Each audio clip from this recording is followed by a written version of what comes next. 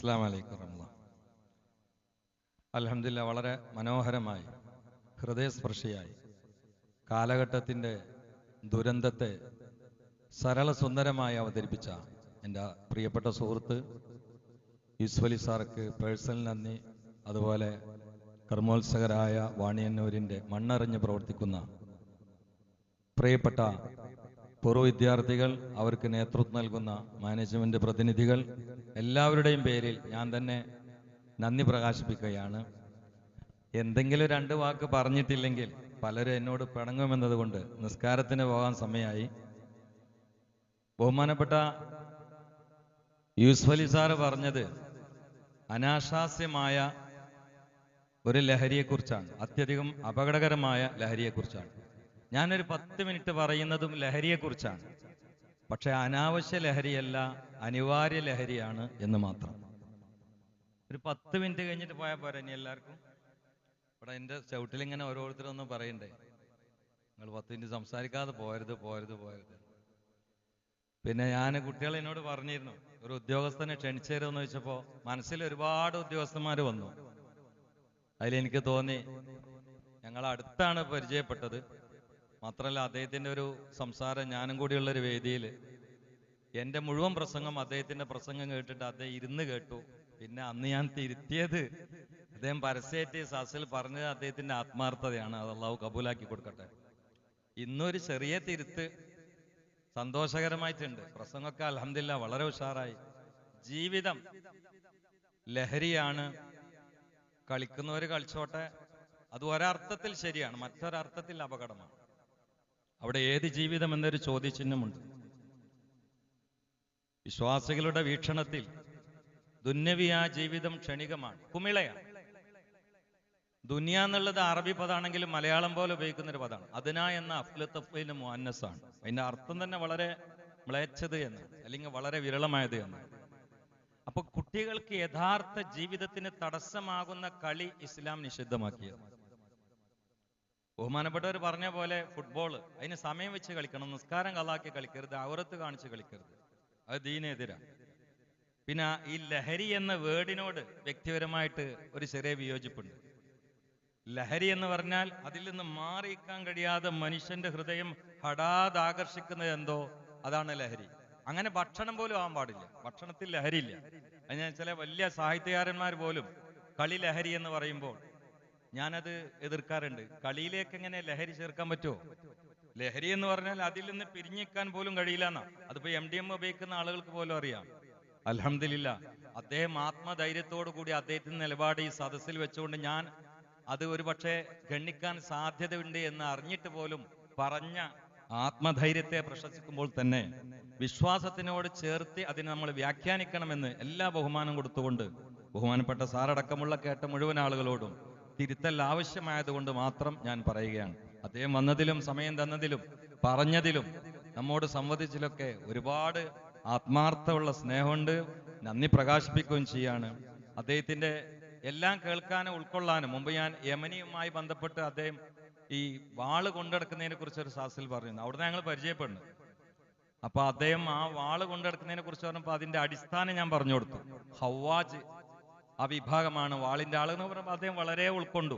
അങ്ങനെ ഒരു സന്മനസ്സും വിശാല മനസ്കതയും അലിവും അതോടുകൂടി അറിവും ഒക്കെ ഉള്ള ഒരു ഉദ്യോഗസ്ഥനാണ്. ഇപ്പോഴും റിട്ടയർഡ് ആയിട്ടുണ്ടെങ്കിലും അനൗദ്യോഗികമായി വലിയ തലപ്പത്തിരുന്ന് ഉദ്യോഗസ്ഥന്മാർക്ക് പോലും ക്ലാസ് എടുക്കുന്ന ഒരു തന്റേടമുള്ള, നോളേജുള്ള, സ്നേഹിയായ, കാരുണ്യം നിർഗളിക്കുന്ന മനസ്സിന്റെ ഉടമയായ ഒരു വ്യക്തിത്വമാണ്. ഞാൻ എൻ്റെ നാട്ടിൽ വന്ന് സംസാരിച്ചതിൽ പിന്നെയും നന്ദി പറയുന്നു.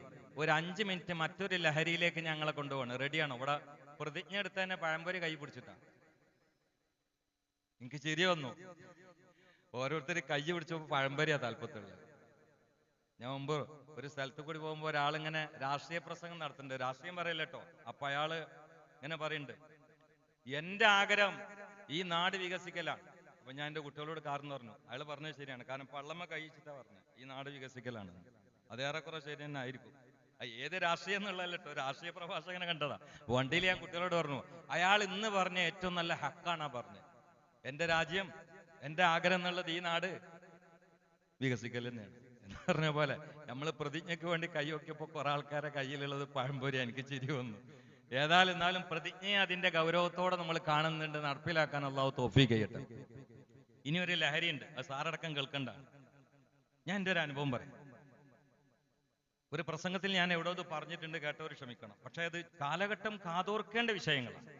ഞാൻ ഒരിക്കൽ പ്രഭാഷണം കഴിഞ്ഞു, എൻ്റെ ഡ്രൈവർക്കൊക്കെ അറിയാം. പ്രഭാഷണം കഴിഞ്ഞ് ഞാൻ അങ്ങനെ വണ്ടി കയറുമ്പോൾ, ഇങ്ങോട്ട് നോക്കണേ, പഴംപൊരി ഉള്ള വലുപ്പം തന്നെ ഉണ്ടാവുള്ളൂ, പിന്നെ നീളമൊന്നുമില്ല. എല്ലാവരും ഇങ്ങോട്ട് നോക്കണം കേട്ടോ. ഞാൻ അടുത്തുള്ളവന്റെ കയ്യിൽ പഴംപൊരി ഇതിനേക്കാൾ നീളമുണ്ടോ നോക്കലായിരിക്കും അതിൻ്റെ ഇടക്കുണ്ടാകുക. ഇങ്ങോട്ട് നോക്കിയാലേ എനിക്ക് വേറെ 2 പരിപാടിക്ക് പങ്കെടുക്കാണ്ട്, ഇങ്ങോട്ട് നോക്കിയാലേ മനസ്സിലാവുള്ളൂ. ഒരു ചെറുപ്പക്കാരനെ ഇത്തിരി പ്രായമുള്ള ഒരാൾ എൻ്റെ അടുത്ത് കൊണ്ടുവരിക. എന്നിട്ട് പറഞ്ഞു, ഉസ്താദ് പോലെ ഈ സാസിൽ പങ്കെടുക്കാൻ കൊടുന്നാന്ന്. അപ്പൊ ഈ കുട്ടിക്ക് ഒരു 21 വയസ്സുണ്ട്. ഞാൻ ചോദിച്ചത് എന്താ വെച്ച്, എനിക്ക് എല്ലാരും കൊല്ലാൻ തോന്നുന്നു പറഞ്ഞു. ഇവന് എല്ലാരും കൊല്ലാൻ തോന്നുന്നു. അപ്പൊ ഞാനും ആകെ പേടിച്ചു. ഞാൻ അങ്ങനെ ആകുമ്പോ എല്ലാവരുടെ കൂട്ടത്തിൽ ഇപ്പൊ ഞാനും പെട്ടുക്കണല്ലോ. അപ്പൊ ഞാൻ അവനോട് ചോദിച്ചാൽ എനിക്കിപ്പോ ഇനിയും കൊല്ലാൻ തോന്നുന്നുണ്ടോ? ഇല്ല അങ്ങനെയല്ല. അപ്പൊ പിന്നെ അമ്മായിക്കാക്കാണ് കൂടുതൽ. അയാൾ പറഞ്ഞ് ഇടിച്ചോടുന്നതാണ്, നിങ്ങളെ മജ്‌ലിസിൽ എത്തിയതാണ്. അപ്പൊ ഞാൻ ഇവനെങ്ങനെ പിടിച്ച് അന്വേഷിച്ചു പോകുമ്പോ കൊറോണ കാലത്ത് ഇവന് സിനിമ അഭിനയിക്കണ. അപ്പൊ ഇവൻ ഇങ്ങനെ വെടിവെക്കുക എന്നുള്ളതാണ് ഇവന്റെ രംഗം. ഇത് നമ്മൾ നല്ല മനസ്സിലാക്കണം. ലഹരിയെ കുറിച്ച് പറഞ്ഞു. അതിനേക്കാൾ അതുപോലെ കുട്ടികൾ പഴക്കുന്ന, കുട്ടികൾ ക്രൂരനാകുന്ന, കശ്മലനാകുന്ന, മനുഷ്യ കാട്ടാളനാകുന്ന, മനുഷ്യരൂപത്തിലുള്ള കടുവ, പുലി, സിംഹം, ഇതൊക്കെ അല്ലെന്ന് പറയിലുള്ളത്. അതിന് കാരണം ഞാൻ പറയുന്നത്, ഈ കുട്ടി ഇങ്ങനെ ഈ വെടിവെക്കുന്നതാണ് അഭിനയിക്കുന്നത്. അപ്പൊ അത് ബയോളജി പഠിച്ച ആളുകൾക്കറിയാം, സൈക്കോളജി പഠിച്ച ആളുകൾക്കറിയാം. നമ്മൾ എന്തെങ്കിലും ഒന്ന് റെറ്റിനയിൽ പതിഞ്ഞാൽ അത് ഹൈപ്പോ തലാമസ് കൊടുക്കും. ഹൈപ്പോ തലാമസ് ടെസ്റ്റോസ്റ്ററോൺ എന്നൊരു ഹോർമോൺ ഉണ്ടാക്കും. അത് ഉണ്ടാക്കി കഴിഞ്ഞാൽ ഈ കുട്ടി എന്താണോ ഭാവിച്ചത്, കൊതിച്ചത്, അഭിനയിച്ചത്, അത് നടപ്പിലാക്കാതെ ഈ കുട്ടിക്ക് ഉറക്കം വരൂല. അവ കുട്ടി ഇതിങ്ങനെ ഇങ്ങനെ കളിച്ച് അവസാനം ഇനി നടപ്പിലാക്കണ ഒരു രോഗത്തിലെത്തിയിട്ടുണ്ട്. അങ്ങനെ ആളുകളെ കൊല്ലാൻ വേണ്ടി തോക്കും ആയുധങ്ങളും തെരഞ്ഞെടുക്കുന്ന ഈ കുട്ടിയെ മജ്‌ലിസിൽ കൊണ്ടുവന്നപ്പോഴേ ഞാൻ അമ്മായി കാക്കാനോട് പറഞ്ഞു, നിങ്ങളൊരു മദ്ഹൂർ റസൂലിന്റെ മജ്‌ലിസിലുണ്ട്, അതിന് നാളെ വരോണ്ടി എന്ന് പറഞ്ഞ് അവിടെ ഈ കുട്ടി വന്ന് 1 മണിക്കൂർ റസൂലുള്ളാഹിനെ കുറിച്ച് കേട്ടു സല്ലല്ലാഹു അലൈഹി വസല്ലം. അതിന് ഈ കുട്ടിക്ക് വന്ന മനംമാറ്റം ആ കുട്ടിയുടെ വാപ്പിയും കരഞ്ഞോണ്ട് എന്നോട് പറഞ്ഞു. എന്നോട് വെച്ച്, എന്ത് മരുന്നാണ് ഉസ്താദ് നിങ്ങൾ കൊടുത്തു വെച്ചു? ഞാൻ പറഞ്ഞു, നല്ലൊരു ലഹരി ഞാൻ കൊടുത്തിട്ടുണ്ട്. ഏതാ ലഹരി? ഹുബ്ബുൻ നബിയ്യി വമദ്ഹുഹു ഖൈറുൽ അമൽ വഅസല്ലിലഹു ബിഹി യുബല്ലിഗുൽ അമൽ. നബി കീർത്തനം ഖൈറായ അമലാണ് സുധീ, നിനക്കായി നൽകും നാദനോ അതിനാൽ കൊതി. നബിനായകർ ശുപാർശയും നൽകാൻ മതി, നാളത്തെ ഫൗസ് സലാമത്തും അതിനാൽ വിധി.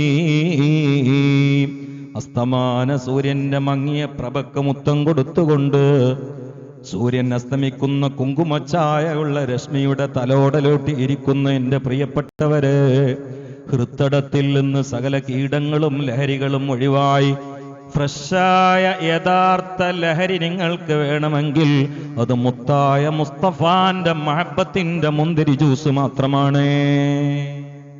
ആ കുട്ടിയൊക്കെ പറഞ്ഞു കൊടുക്കണം. അതാണ് ലഹരി.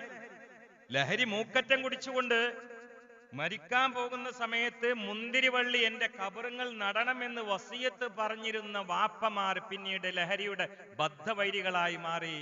എന്തുകൊണ്ട്? അവര് മുഴുവനും ആത്മാവ് കൊണ്ട് മോന്തിക്കുടിച്ചു മുഹമ്മദീയ ലഹരി. സല്ലല്ലാഹു അലൈക യാ റസൂലല്ലാഹ്. അത് കുട്ടികൾക്ക് പഠിപ്പിച്ചു കൊടുക്കുക. സാറ് പറഞ്ഞ പോലെ കളിക്കണവരെ വിടാ. ബ്രേക്ക്, പെട്ടെന്ന് ഒരു കാര്യം ബ്രേക്ക് എടുത്ത് പറ, ഹറാമാണോ നോക്കണം, അത്രേ ഉള്ളൂ. ആരാ കളിക്കരുത്? അള്ളാന്റെ റസൂൽ ചില വിനോദങ്ങളിൽ ഏർപ്പെട്ടില്ലേ? വെള്ളത്തിൽ മുങ്ങിക്കളിച്ച മുഹമ്മദ് മുസ്തഫ. ആരായതിനെതിരെ? കളിക്കണം, പക്ഷേ ലഹരിയാക്കരുത്. അങ്ങനെ തന്നെ എപ്പോഴും ഞാൻ പറയുന്നത്. ആ വിഷയത്തിൽ എനിക്ക് വിയോജിപ്പുള്ളൂ. കളി ലഹരി എന്ന് പറയരുത്. ലഹരി എന്ന് പറഞ്ഞാൽ അതിൽ നിന്ന് മാറി നിൽക്കാൻ, അതിന്റെ വേർഡിന്റെ അതിന്റെ മാനന അങ്ങനെയാണ്. ചെറിയ കുട്ടി എന്ന് പറഞ്ഞാൽ എന്താ? ഓക്സ്ഫോർഡ് യൂണിവേഴ്സിറ്റിയില് 2011 മെയ് മാസത്തിൽ ഒരു വലിയ ചർച്ച നടന്നിരുന്നു. 20 രാഷ്ട്രങ്ങളിലുള്ള 57 ശാസ്ത്രജ്ഞന്മാർ കൂടിയിട്ട് വലിയൊരു റിസർച്ച് നടത്തി. എന്താ വിഷയം എന്നറിയോ? ഈ ദൈവിക ബോധം എന്നത് കുഞ്ഞുങ്ങൾക്ക് ചെറുപ്പത്തിലുണ്ടോ എന്ന്.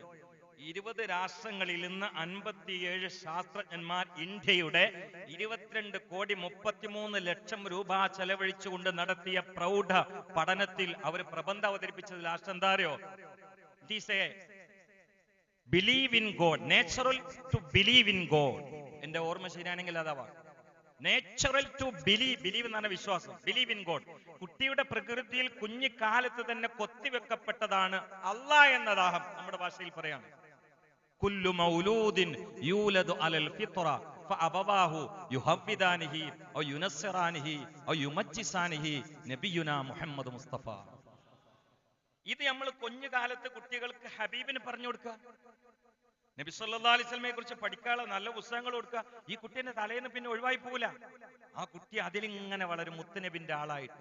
അതുകൊണ്ട് സാറ് പറഞ്ഞ നിഷിദ്ധമായ ലഹരിയിൽ നിന്ന് എന്റെ ഫീൽഡിൽ വെച്ചുകൊണ്ട് ഞാൻ പറയുന്ന ഒറ്റമൂലിക, ഏറ്റവും വലിയ മരുന്ന് കുട്ടികളുടെ ഹൃദയത്തിൽ നമ്മൾ ഈ വികാരം ഉണ്ടാക്കി കൊടുക്കുക. അപ്പൊ എന്റെ ഡ്രൈവർ ഉണ്ട്, കണ്ണൂർക്കാരനാ, ഒന്നും വന്നിട്ടില്ല, നാട്ടിൽ പോയതാണ്.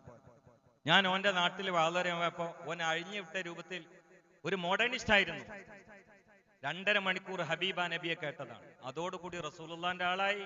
മാത്രല്ല ഓൻ എന്നോട് കരഞ്ഞു പറഞ്ഞു, ഉസ്താദ് അപ്പൊ എനിക്ക് പെണ്ണില്ല, ഒന്നുമില്ല, അപ്പൊ എന്റെ കൽബ് നിറയെ മുഹമ്മദ് നബിയാണ് സല്ലല്ലാഹു അലൈഹി വസല്ലം. അപ്പൊ നിങ്ങളൊന്ന് എന്നെ മദീനയിൽ എത്തിച്ചേരണമെന്ന് പറഞ്ഞു. നമുക്ക് എത്തിക്കാൻ കഴിയില്ലല്ലോ. ഞാനൊരു സ്വലാത്ത് ഓന് ചൊല്ലാൻ കൊടുത്തു. 1000 പ്രാവശ്യം. എന്റെ കൂടെ ഇവിടേക്ക് വരുന്ന ആൾ എന്ന് നാട്ടിൽ പോയതായതുകൊണ്ടാണ്, എല്ലാവർക്കും അറിയുന്ന ആളെ മൻസൂർ. അവൻ ആ എണ്ണം ചൊല്ലി തീരുന്നതിന് മുമ്പ് മദീനയിൽ നിന്ന് അവനക്ക് വിളി വന്നു, എനിക്ക് ഇവിടെ ജോലിയുണ്ട്, ഇങ്ങോട്ട് വാ. വിസ കിട്ടി, ടിക്കറ്റ് എടുത്ത് മദീനയിൽ പോയി. 5 കൊല്ലത്തോളം മദീന മുനവ്വറയുടെ തൊട്ടടുത്ത് ഒരു അറബിയുടെ പാലസിൽ അവന് ജോലിയാണ്. എത്ര വട്ടം പുന്നാര മുത്തിനെ കിനാവ് കണ്ടു. എന്റെ ഡ്രൈവറാണ് ഇപ്പൊ വന്നത്. കുറച്ചു കാലം എന്റെ കൂടെ ഇങ്ങനെ ഓടാൻ വേണ്ടിയിട്ട് മാത്രം ലീവ് എടുത്ത് വന്നതാണ്. അപ്പൊ ഏത് കുട്ടികളെയും മാറ്റിമറിക്കാനുള്ള മാസ്മരിക ലഹരിയാണ് മുഹമ്മദ് മുസ്തഫ. إذ جئت طيبة روم زورة قبره فهناك قمت وسم ريان سره أغميت مدهوشا لهيبة قدره حبا وإن كنت المسيء آثيما صلوا عليه وسلموا تسليما. കസ്തൂരിയാം പൂമേനി മണ്ണിൽ വന്നു ഞാൻ, കനകമണിയാം പരിമളം നോകർന്നു ഞാൻ, മുത്തിൻ പവിത്രത ഓർമ്മയിൽ വീതുമ്പി ഞാൻ, മഹബത്തിലായി താളർന്നു ബോധം കെട്ടു ഞാൻ. സല്ലു അലൈഹി വസല്ലിമു തസ്ലീമാ. ലഹരി മാത്രല്ല, ഇന്ന് ലിബറലിസം, എത്തിസം, റാഷലിനിസം. ഈ റാഷലിനിസം എന്ന് പറഞ്ഞാൽ 17-ാം നൂറ്റാണ്ടിൽ വന്നതാണ്. റാഷലിനിസം സ്ഥാപിച്ച ആള് അല്ല ഉണ്ട് എന്ന് സ്ഥിരപ്പെടുത്താനായി കൊണ്ടുവന്നത് യുക്തിവാദം. എത്തിസം എന്ന് പറഞ്ഞാൽ യുക്തിവാദമല്ല, നിരീശ്വരവാദമാണ്. ലിബറൽസ് എന്ന് പറഞ്ഞാൽ ഉദാരവാദമാണ്. പക്ഷെ അതൊക്കെ ഇന്ന് യുക്തിവാദമാണ്. അള്ളാഹു കാത്തിരക്ഷിക്കട്ടെ. മക്കളിതൊക്കെ ആണ്ട് കിടക്കുകയാണ്. നിസ്കാര ക്യാമ്പുള്ള ഈടെ അടുത്ത് കണ്ണൂര് ചോദ്യം മറുപടിക്കുള്ള അവസരം കൊടുത്ത 500 യുക്തിവാദികൾ അവർക്ക് മറുപടി പറയാൻ വേണ്ടി പോയതാണ്. അവരെല്ലാവരും സാസിലേക്ക് കയറി ചോദ്യം മറുപടിക്കുള്ള അവസരം കൊടുത്ത സംഘാടകർ. അപ്പോ ഈ എത്തിസം ബാധിച്ച ഒരു കുട്ടി ആ നാട്ടിലെ പ്രസിഡന്റിന്റെ മോനാണ്. ആ കുട്ടി എണീറ്റിട്ട് എന്നോട് ചോദിച്ചാൽ എന്താ അറിയോ, നിങ്ങൾ പറഞ്ഞൊക്കെ ശരിയാണ്, ഈ ലോകം വെറുതെ ഉണ്ടാവില്ല, ഒന്നും പദാർത്ഥത്തിൽ സ്വമേധ ഉണ്ടായിട്ടില്ല. അപ്പൊ ഈ പ്രാപഞ്ചിക പ്രതിഭാസങ്ങളുടെ പിന്നിൽ ഒരു ശക്തി വേണം. വളരെ നല്ല അവതരണം. പക്ഷെ എനിക്ക് ചോദിക്കാനുള്ളത്, അങ്ങനെയാണെങ്കിൽ അള്ളാൻ ഉണ്ടാക്കിയത് ആരാന്ന് ചോദിച്ചേ മഹൽ പ്രസിഡന്റിന് മോനാണ്. ഇതാണ് കാലം. ഞാനതിന് മറുപടിയും കൊടുത്തു, അതിബുദ്ധിപരമായിട്ട് മറുപടി കൊടുത്തു. അതോടുകൂടി ആ കുട്ടിയെ ഒഴിഞ്ഞും ചെയ്തു. ആ കുട്ടി ഇപ്പൊ സംസ്കരിക്കുന്ന ആളായി. അപ്പൊ എവിടെയാണിത് പൊന്തിണി ഈ വിഷം എന്ന് പറയാൻ പറ്റില്ല. അതിനൊക്കെ ഈ കീടങ്ങൾ ഒരുക്കാനുള്ള ഒറ്റ മരുന്ന് മുഹമ്മദുർ റസൂലുള്ളാഹ്. ഒരു ചെറിയ ചരിത്രത്തിന്റെ തുണ്ട് ഞാൻ പറയാം. സമയം വൈകിയോ?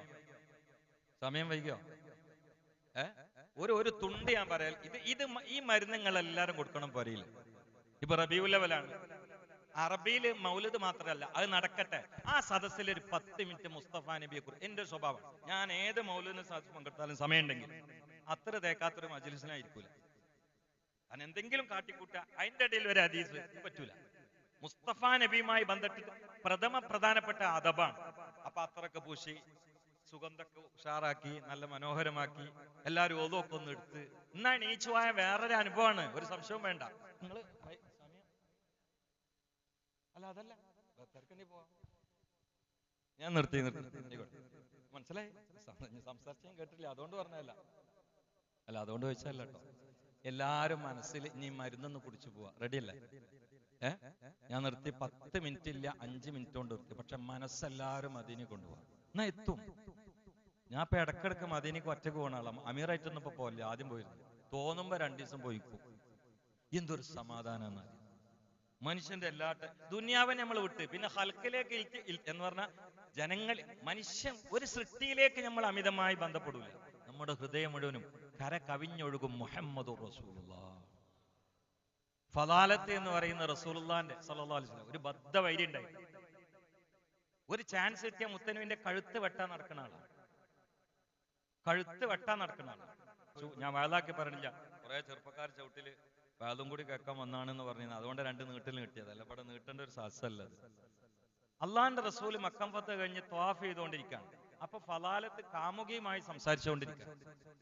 കാമുകിയുമായിട്ട് പ്രണയ സല്ലാപം ഒരർത്ഥത്തിൽ രതിക്രിയ നടത്തിക്കൊണ്ടിരിക്കുക.